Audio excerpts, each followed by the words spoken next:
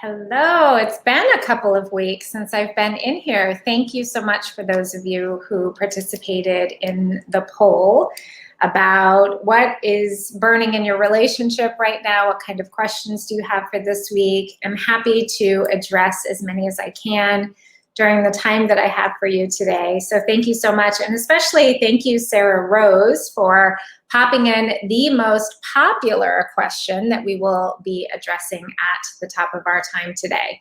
But first, for those of you who don't know me, my name is Jenny Glick. I'm a licensed marriage and family therapist. I'm a certified sex therapist, but in this space, I'm a relationship mentor, and it's really my job to help you become radically accountable in your relationship and in your life so that you can experience the kind of life that you want. Probably the kind of life that you walk around wishing that you had.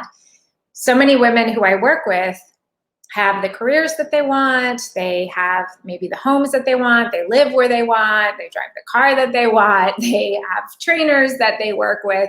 They really have, the life that they want in a lot of ways, but there's something missing. And often that piece that feels like it's missing is in their primary relationship with their partner, their spouse, their husband, their wife. And so it is my great privilege to help guide you into truly the personal growth classroom that you are in with your partner, because the truth is your partner shows up in you exactly what it is that is your curriculum for personal growth in this life. And maybe that curriculum has to do with how to set boundaries, how to hold boundaries, how to create rules of engagement with your partner that work for you and that are collaborative for both of you. There are all kinds of things that are our growth work in committed relationship. And so without further ado, let's jump into Sarah Rose's question. And we had 26 women who said this was their burning question. And it is the following. She said, my partner and I get along great, but there's very little intimacy or sex. In some ways, I'm so disconnected, I don't even care. So thank you so much again for posting that. And for those of you who said that that is your experience too, it makes a lot of sense, especially for those of you who might be in long-term relationship. If you've been together for, 5, 10, 15, 20 plus years, you've figured out how to do sort of the day-to-day of life or of raising children or of running your home together, figuring out your businesses. You might co-found a business with your partner, and you figured all of those people, all of those parts of your life out. But the parts that you haven't figured out are the parts around the intimacy, the fire, the desire, the connection. And that's very typical because domesticity, which is what happens when we live together, when we are domestic, does not usually breed desire. Desire is a flame. Desire comes from danger. And I say danger in quotes. Those of you who've been here for a while have heard me talk about this before. There's a kind of healthy danger that some of us need in relationship in order to have that spark. And healthy danger, it's things like adventure. It's stepping out into the unknown. It's trying something different. It's shaking things up, because when we get up every day at 7 a.m., walk the dog, go to work, come home, do dinner, right? There's such a routine, and we need routine. Routine helps us feel really safe. It helps us feel relaxed, like we can be vulnerable. But we also need growth. We also need something that's unexpected. And when we embark on things that are new, that are unexpected, what happens is we then are faced with our growth edge. We're faced with our limits. Our limits are things of the limit of my patience, the limit of my willingness to be vulnerable, the limit of my ability to be curious, the limit of my ability to really expand in how it is that I see my partner. And so I tell myself the same story, that they're not interesting, that they're, don't care about my feelings, it's never going to change. right? And so there are places where we reach our limits in relationship. And it's your job, if you want your relationship to feel desirous, if you want to feel connected in your relationship, the first place to start is with yourself. So to look at, where do you feel connected to you? Where do you feel desirous of you? And I mean desirous in terms of, where do you want to be with you?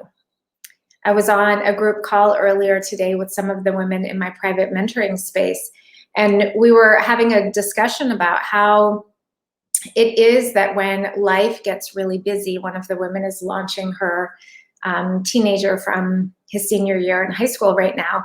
So she's doing a lot of things for graduation and planning and, you know, parties and activities and things. And as she does the doing of the doing, she loses that connection with herself. She stops doing her morning practices. She stops exercising. She stops having that love relationship with herself. She just goes to the doing, which is similar, my guess is, for those of 26 of you, and probably another 26 more at least in this group space here, who feel like you're disconnected from your partner because you're also likely somewhat disconnected from yourself, which is what happens when we just get into the doing of the doingness of life, of going to work and paying the bills and raising the kids and cleaning the house and running the errands and taking care of grandma and, you know, doing the things that we do, that there's no fire in that. And if you're disconnected from you, it's going to be really hard to connect with somebody else. And I'm hearing in my head right now that, you know, somebody's going to say, but Jenny, I'm totally connected to myself. I'm totally fiery in myself. I'm totally whole and healthy, and I have all of that here, but my partner isn't meeting me there. And if that's the case, then you get to make a decision. You can decide that you're going to be filled with joy and happiness because you're whole and healthy and you feel fiery and all the things, and you're in love with yourself and you're having a love affair with yourself, and your partner's doing what she or he is doing that's serving them, and you will accept that difference. Or you will recognize that you're not a match at this stage of who you are, and then you will decide something else. What I see most commonly is that there's a kind of disconnection, and then there's ambivalence around it, and then nobody really wants to do anything to prompt change. And when I say do anything, I mean do something myself. What would I need to do to prompt change? And again, I've had many, many women say to me things like, but we tried therapy, or we read books, or I, you know, asked my partner to go for a hike and they don't want to, or they don't want to do Tantra, you know, books, they don't want to read that or go to a retreat and something. And so I get that. Like, I appreciate that. And so then again, you get to decide. You have free will. You get to decide, what are you going to do with that? Because you can stay in a relationship, and many of you have, and some of you are right now. You can stay in a relationship and be really dissatisfied that your partner's not who you want them to be. But then what happens is you're practicing being dissatisfied in your relationship, and you're going to get really good at being dissatisfied in your relationship. And then you're going to be very disconnected from your partner because you're dissatisfied in your relationship, and then you're also going to be disconnected from yourself. And so the good news and the bad news, both, or challenging news, I should say, is that you get to be 100% accountable for your life. And I'm going to be straight with you when I say that is not always easy. It's not always fun. And it's not always the road that we want to take. It's much simpler to believe that the other person needs to change. And I get that. I 100% get that. Sometimes I want that to be true myself. But the truth is that I get to decide how it is that I'm going to show up in my relationship. I get to decide if I want to create more connection I get to be so creative to make that solution happen. And again, if you hear me talking and if your but Jennies are coming up in your head, or if you're saying, but wait, I did this, then you're arguing for the problem. And I don't say that to be a jerk. I say that with so much love in my heart for you and your willingness to even listen to this. Okay? I say that because it's sort of that tough love that we can either be totally committed to the solution or we can be totally committed to the problem. But if you hear yourself talking about all the reasons why it doesn't or it hasn't worked, then you're arguing for the problem. And that's cool. You know, all of us get to do that in our moments of tantrum and annoyance and humanness. Completely fine, right? We get to do that. And then we get to, and it is a big get to, decide, do I want to be an ally for the solution? Do I want to be an advocate for what it is that I want in life? And if I feel disconnected from my partner, if I feel like, meh, I'm not even motivated, then I should probably take a look at what's happening in my life, what my choices are, what kind of food I'm eating, what kind of sleep I'm getting, what kind of water I'm drinking, what kind of exercise I'm getting, the kind of people I'm surrounding myself by, the kind of religious or spiritual practice that I have, and if it is enlivening me, the kind of work that I'm doing, and if I'm giving a meaningful contribution to the world. It's really a moment to look at, what is this disconnection about, right? And that's important for you. If you are important to you, I'm important to me. So my connection with me is really important. And that helps me have a connection with my husband. And when I don't have a connection with him, I know I need to come back to my connection with me. And I need to get right with my connection with me. In my 8-week private mentoring program, when I work with women, it's the foundation of what we're doing. You know, we're changing their relationship, of course, with their partner, but it starts with their relationship with themselves, with how it is that they're caretaking this relationship. And when you caretake this relationship with yourself, like you are a lover to yourself. And if you are a lover to yourself, you're not going to beat yourself up in your mind. You're not going to be hard on yourself. You're not going to have your phone in front of your face while you're lying in bed at 10:30 at night, because that's not a lover relationship, right? A lover relationship with yourself is you taking such good care of you. You whispering sweet nothings in your ear. Oh, honey, you tried so hard. I know you can do this. I know it's hard. And you know how to do hard things, even when it's tough. Those are the kinds of things that create connection with us. And those are often the things that we want to have with our partner. But we have to start here. Your external world is a reflection of your internal world. And so if you want to change this, you have to change this. And this is not some like weird new age thing. It's like pretty much just true, right? I can't have out here something that I'm not practiced at living in here. So if I'm practiced at disconnection in here, I'm going to have it out there. I'm not saying that this is anybody's fault. I'm saying that it's kind of what our culture tracks us towards: worry, anxiety, disconnection, being super busy, having so much to do, right? So we have to be, we don't have to be, you get to decide to be resolutely committed to the love affair with yourself. And then you can invite someone in. And maybe it's your partner. And maybe it's not your partner. Maybe you've decided that you've run your course, that your relationship with your partner is complete. You know, one of the things that I help women with as well is helping them get to that place so they can make that decision if that time is up for them. And only you can make that decision. That's never mine to make. But when you do it in a way where you're so oriented on your growth and you're so oriented on you being whole and healthy so that you can make decisions from an aligned place.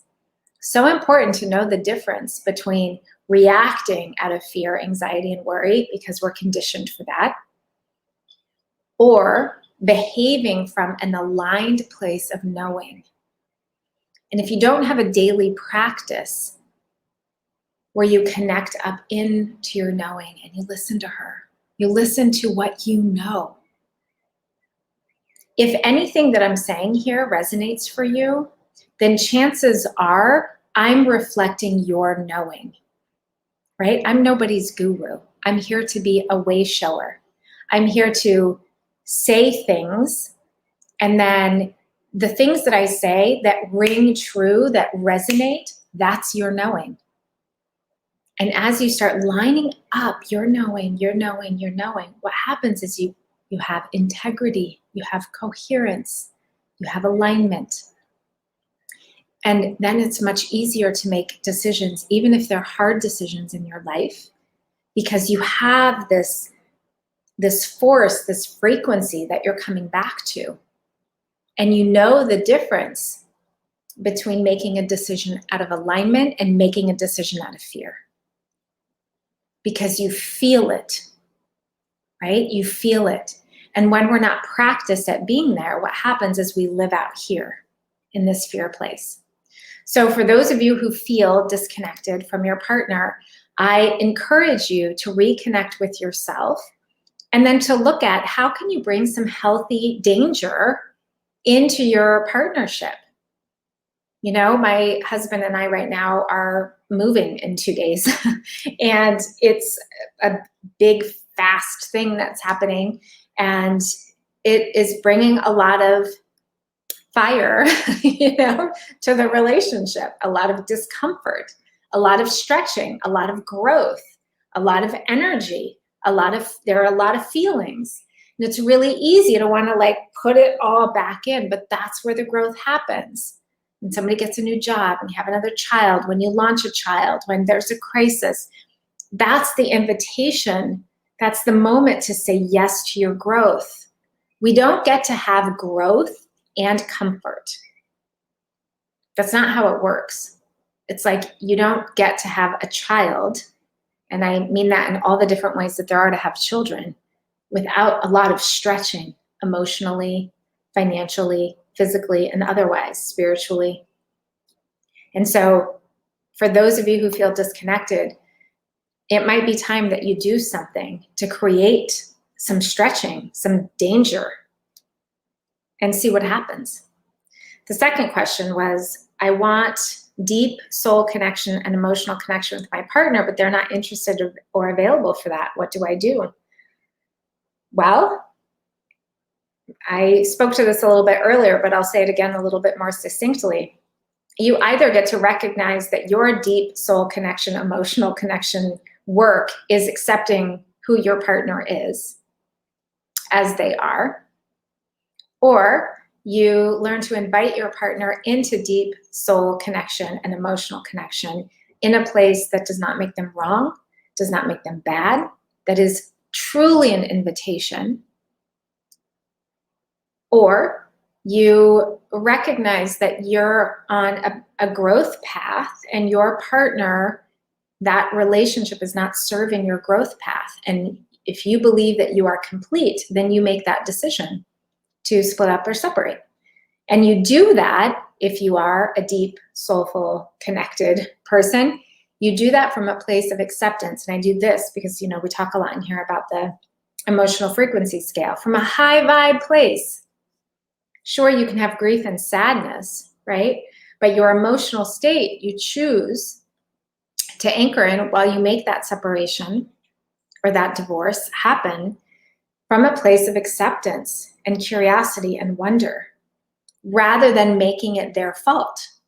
Because then that would be the opposite of being a woman who is deeply soulful, right? If you're doing your soul work actively, how is this person a part of it? And maybe they're a part of it by not making it easy on you.